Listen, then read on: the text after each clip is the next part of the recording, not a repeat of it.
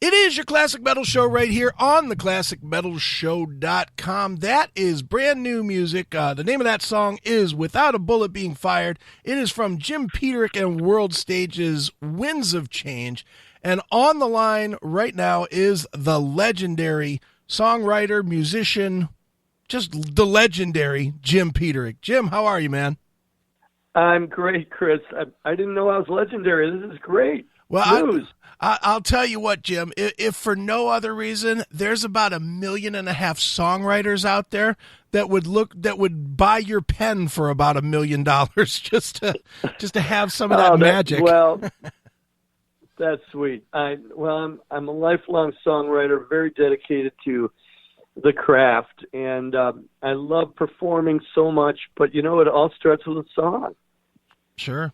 It definitely does, and you have created so many that are memorable, and that, leading right into the record, Winds of Change, that is the one thing that really stood out for me, is that listening to it, and even though it's, a collection of musicians and a collection of singers, this thing feels very familiar. It feels very, very much like the signature that you have left on so many bands with your writing previously.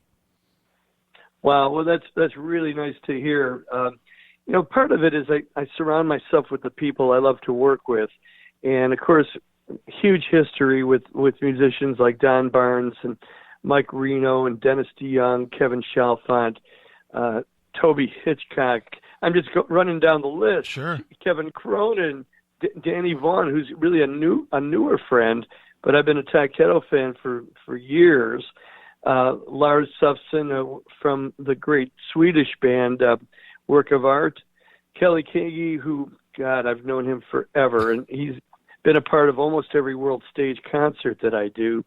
Jason Sheff, a relatively new friend. Sure. The great singer from the group Chicago. And, right. Of course, the Nelsons, who, again, I've done shows with them for many years, and then the great late Jimi Jamieson, who that's a story all unto itself. But I have the people that I love to work with, and I think the familiarity comes with the many years we've interacted in the music business together, either on stage or writing songs. Sure.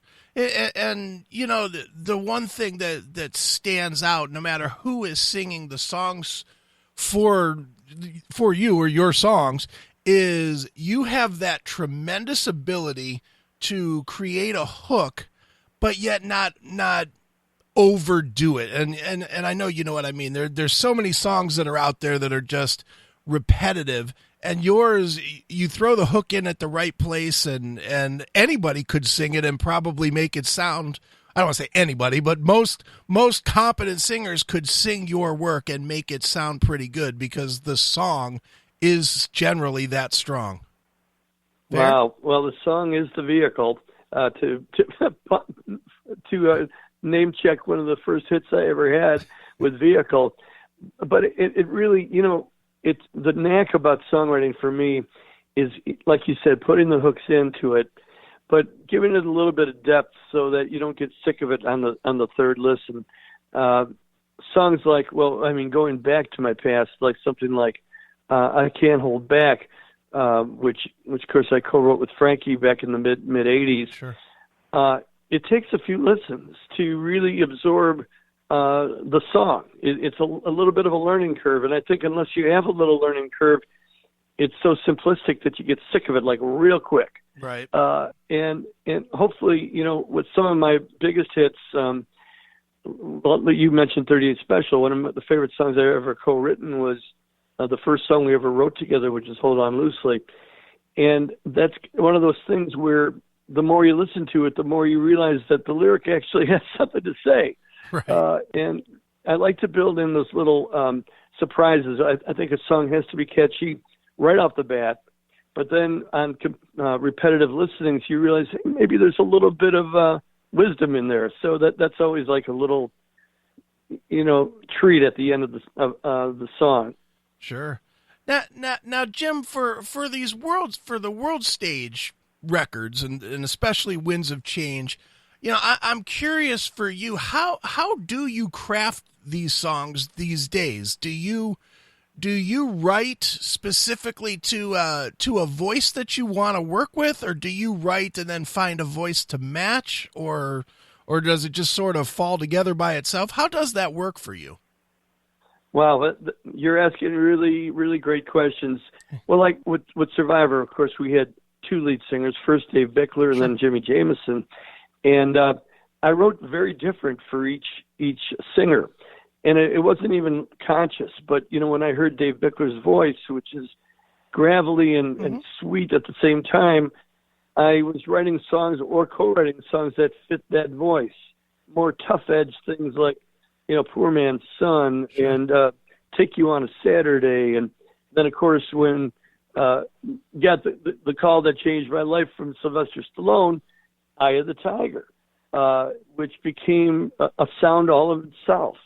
And then when we switched singers and Dave left and Jimmy came, I started writing more to his voice, which is much sweeter, more poppy, and started creating these soaring melodies like The Search Is Over, I Can't Hold Back High on You, and Burning Heart from Rocky IV.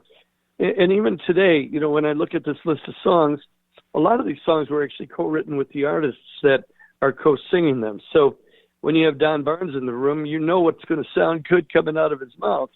And when we wrote Winds of Change together, I knew that this was going to work for the record. Mike Reno, again, when we got in the room together, we wrote Without a Bullet. Thanks for playing it, by the way. It's one of my favorites because it's so darn energetic.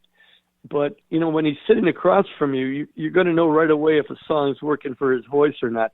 So I would say I do tailor songs for the individual's voice. Excellent. Now you mentioned Survivor, and I'm not going to do a whole Survivor interview. I swore to myself I was not going to bug you with 25-year-old band news, but instead I'm going to go almost 40 years back, because my favorite record that you've ever done is the one that just didn't have success or big success, and I really don't know why. Why was it that Caught in the Game just didn't explode? Because in my ears, forgetting the singles that came off it, songs like Jackie Don't Go and I Never Stopped Loving You and It Doesn't Have to Be This Way were the best things that you ever wrote. Oh, my God.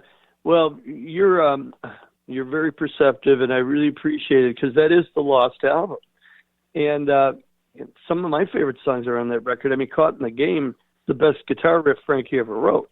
And we still play that live. I mean, I'm not with Survivor anymore, but when I do a world stage show, and I have Dave Bickler as a guest, or used to be Jimi Jamieson, right, sadly, or Toby Hitchcock from Pride Alliance, we rock that song. Never Stop Loving You is really the prototype, if you think about it, to The Search Is Over. Right. It's the beginning of the great ballad, and it was a really, really a good one. Why it didn't make it, I mean, I think it's a variety of things. I think coming off of the biggest song of, one of the biggest songs of the 80s, Eye of the Tiger, I don't know if people were ready for anything new from the band. I mean, American Heartbeat was I think a great song. Sure. And but it just didn't come off. We were very disappointed, and soon thereafter, Dave Bickler basically lost his voice and needed about 2 years to recover, and that's when he left the band, and we got Jimi Jamieson. We got a fresh coat of paint, and but yeah, Caught in the Game kind of got caught in the game. Yeah, hell, I could tell you, it got caught in my old Sony Walkman that was hooked to my belt back in that era, because I played the shit out of that tape. I will just tell you. Oh man, and you didn't even mention my favorite song. What Do You Really Think? Yeah, great one.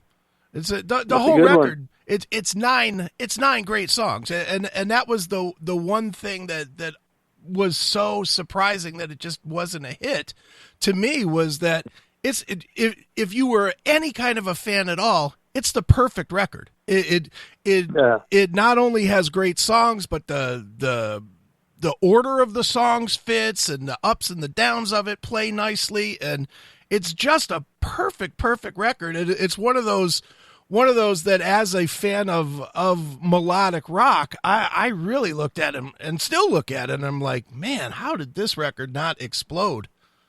Wow. Well, that's very, very great to hear. I think, we went in hills and valleys, with after Vital Signs was a, multi-platinum hit, we kind of hit a little valley on 1 Second's Count. Sure. And that was another good record Mm-hmm. that, had, a big hit with Is This Love? And, but a great song called Rebel Sun that never charted. Right. Well, it charted, but not high enough. Right, right. Same thing with one of the best ballads I think that I ever wrote for Jimmy, and that's Man Against the World, just did not catch fire, even though it had a great video. So who knows? It's the fickle finger of rock and roll. Exactly. And and it's funny, we're talking about this song didn't catch or that song didn't catch. And then you look at today, and it's so different. The state of music is so different. And, for lack of a better term, music has become so disposable, especially when you compare it to the music of the 80s or 70s, where it had a life. Even a record that people didn't gravitate to had a life. These things now, if it doesn't catch right away, it's gone. I've got to imagine for a guy like you, especially a creative guy like you, that's got to be amazingly frustrating. Well, it is. And, don't get me started, about the current music business or anything. But all I know is I was very blessed to be involved in music in the 60s, 70s, 80s. Some 90s, because that was really the golden age. For me, it was like we were encased in amber, never to happen again. Right. Some magic bands, magic moments, and there was a thing called albums. Right. and there was song cycles, and the radio and FM radio spawned creativity. Now it's back to basically a singles market again. Of course, they're not the 45s, but they're one-offs. Mm-hmm. And Gone is the concept album, and the cohesive Rubber Soul or the cohesive Vital Signs. You know what I mean? Right. Mm-hmm. Yeah, and Gone also is the ability to learn your craft as a band. I mean, Survivor, as an example, would have never gotten past the. You would have never gotten to Eye of the Tiger in today's market. They would have said, "Oh, no hit, goodbye." Very true. And I was just talking about that to someone. The Scotti Brothers stayed with us. They signed us. Well, John Kolodner signed us to the Scotti Brothers. John was working at the time for Arnie Greenberg, and with what company was it? Boy, but John Kolodner signed us, and instead of putting us with his label, he put us with the Scotties, a very up-and-coming promotion company that decided to get in the record business. Sure. And the first album, which had the picture of, I think it was Kim Basinger, although that's a little bit up for debate, on the cover, and had us in the smoking wreckage of the airplane. It was a stiff. I mean, it got some critical notice. It had a minor hit with Somewhere in America and, a couple of other songs, but basically a stiff. Okay, right. Here's time for the second album. We changed personnel. We got rid of our rhythm section. Frankie and I went to L.A. and found Mark Jubé and Stephen Ellis, and we reinvented ourselves, produced ourselves this time, and came up with some really good stuff on Premonition, like, right. Poor Man's Son and Love Is on Our Side and, Summer Nights, Light of a Thousand Smiles. But it's stiffed. Again, I mean, it probably sold, in those days, if it sold 100,000, it was a stiff. Right, now right. 100,000 is double platinum. Right. And yet the Scotties were determined to make us a hit band. They stuck with us. Next thing you know, I get a call from Sylvester Stallone out of the blue. Hey, yo, Jim, give me a call. It's Sylvester Stallone. I got this movie, Right. And I've told the story a zillion times, but that was the phone call that changed our lives. Sure. And all of the Scotti Brothers' belief in us was then rewarded. And we did 8 albums with them. Yeah, and they're all great ones too. I mean, as a fan, I love the stuff. So, and you know, and even going further, even outside of just the Survivor stuff. I mean, you've always kind of, no matter what you've written, no matter what you've performed, you've always found that niche of sound, and I don't know how else to describe it. You know, listening to the music on Winds of Change, it could have easily, the only thing that's different from it, from anything that you've had that's been so classic, the classic stuff, is probably that the production is a lot better, you know, because of the ability to do that these days. But song wise and the way the songs write and feel, you know, just feel to listening to them, this could have been any era of Jim Peterik, which I hope comes off as something good and not something bad. Oh no, that's a huge compliment. I mean, I'm a big fan of preaching to the choir and playing to your strengths. And one of my biggest goals when I write with someone like Don Barnes and or even Mike Reno is to not be afraid to go back. In fact, when we were writing Bullet Fired, I said, put yourself, okay, we're on a bill together, 1982. We're playing the Enormo Dome, and you've got your red leather pants when you're skinny enough to wear them, and your red headband, and the chicks are hotter than a pistol in the first few rows. Right. And you are playing Working for the Weekend, and the people are going nuts. That's the mind frame I want you to get into.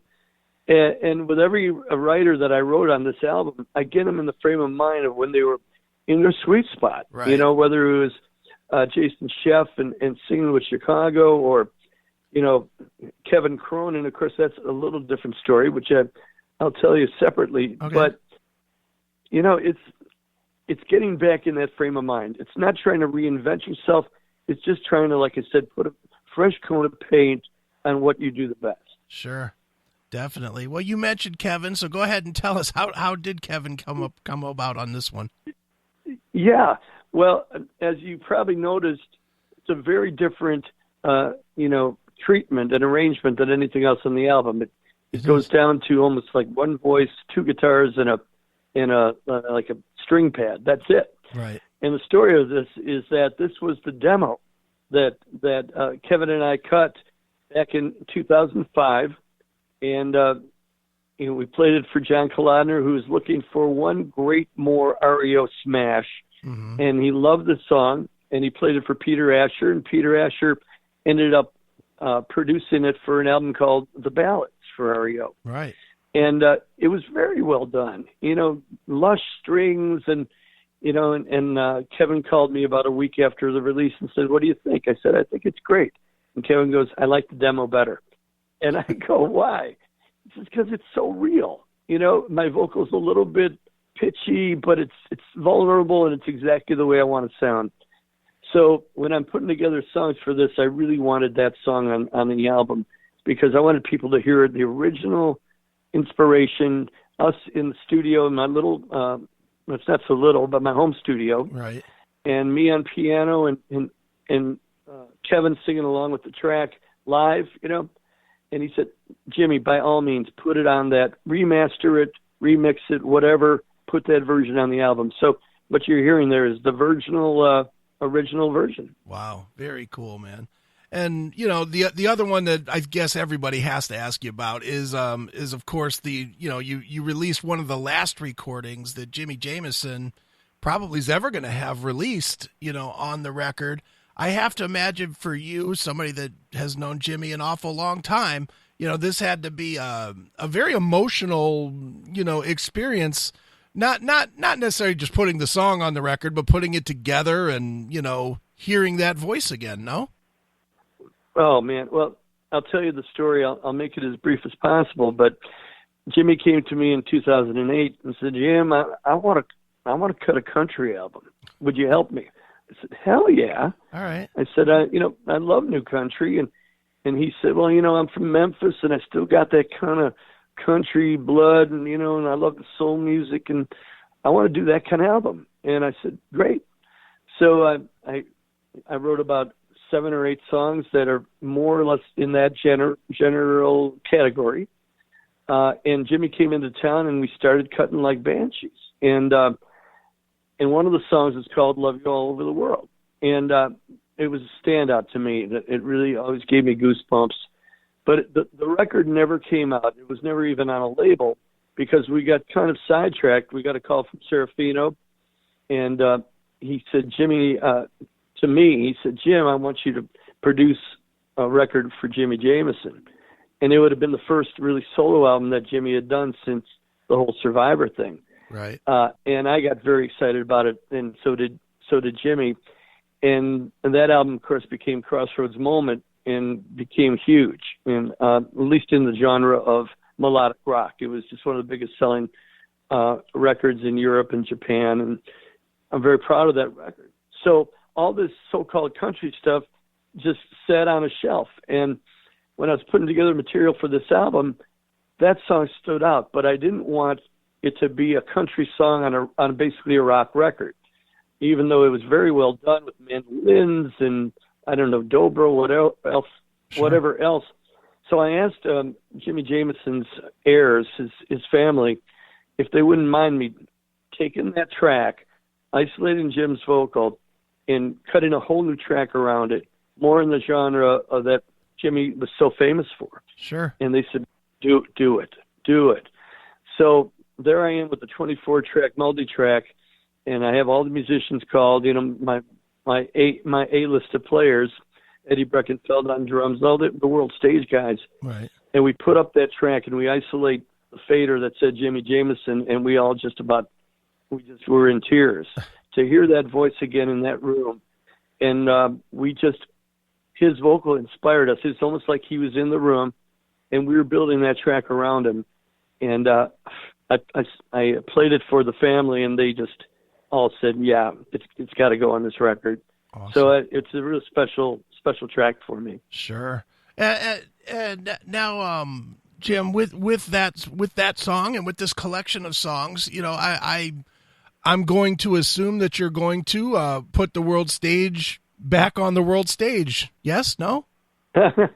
No, absolutely.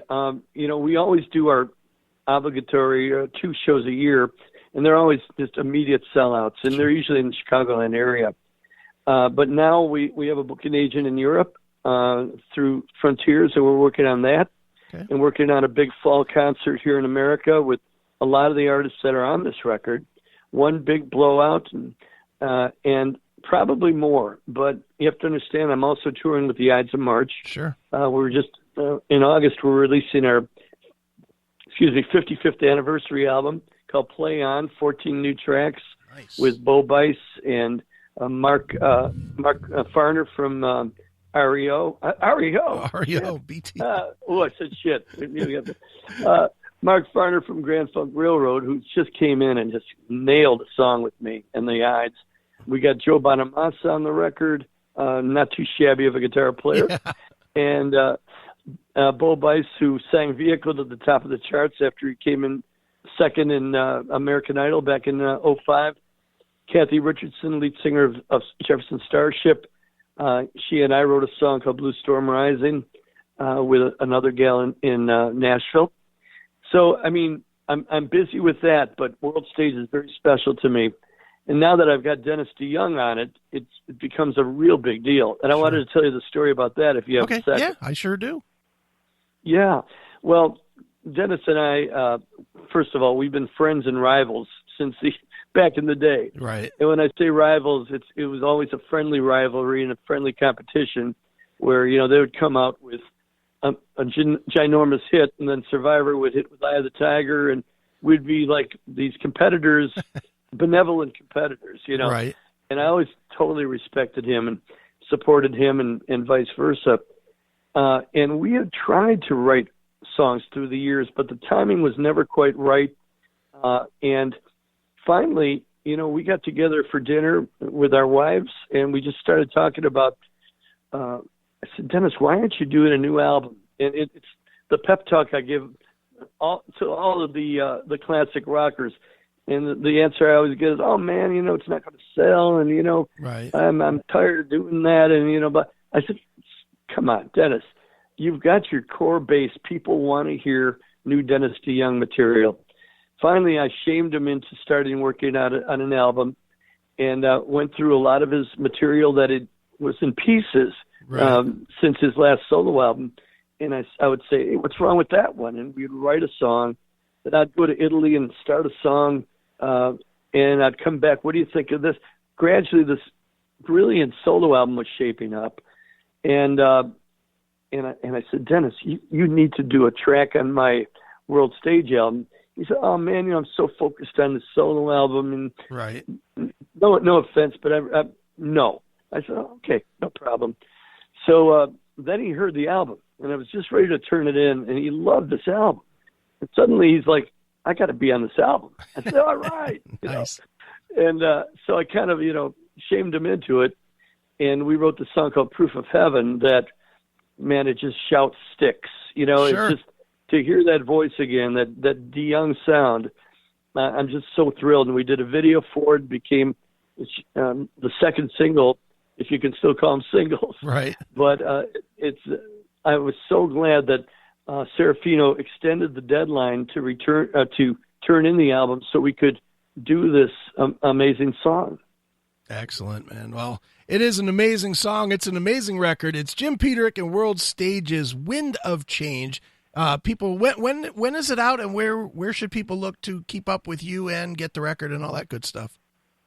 It's coming out April 26th. Okay. So it's right around the corner. Right. It'll be available on all the digital sites, Spotify, iTunes. It'll be sold on JimPeterik.com, the newly refurbished site, which is really terrific. And if you ever wanted to know anything about my career, you press a button and there it is, including all the videos I ever made, including the stuff with Survivor. It's really, really a great website. So you can buy there. You can buy it on Amazon. If there's any record stores, it will have it. That's right. A big if. But I think we're going to get a worldwide spread on this record, and hopefully everybody will love it. Awesome. Well, Jim, as a tradition on the show, we always let the artist pick a closing track from the new record, maybe tell us a quick story about it. So what would you like us to wrap the interview up with? Oh, wow, that's going to be tough. They're all like my children. I don't want to leave anybody out. Okay. Well, let's pick Danny Vaughan, because he's a wonderful guy. I met him like he's a recent friend, and we just hit it off right away. And we had breakfast after that show in Italy, and we started writing. And I had this title, The Hand I Was Dealt. And he goes, yeah. And we're starting to talk about the concept right at the breakfast table. He said, I know what you're saying. It's not necessarily the hand you were dealt. It's what you do with that hand that makes you a winner or a loser. I said, you got it. And we wrote the song, and I love the way it turned out. I hope you dig The Hand I Was Dealt, Jim Peterik and Danny Vaughan. Excellent. Well, let's check it out right now. This is Jim Peterik and World Stages. This is your Classic Metal Show.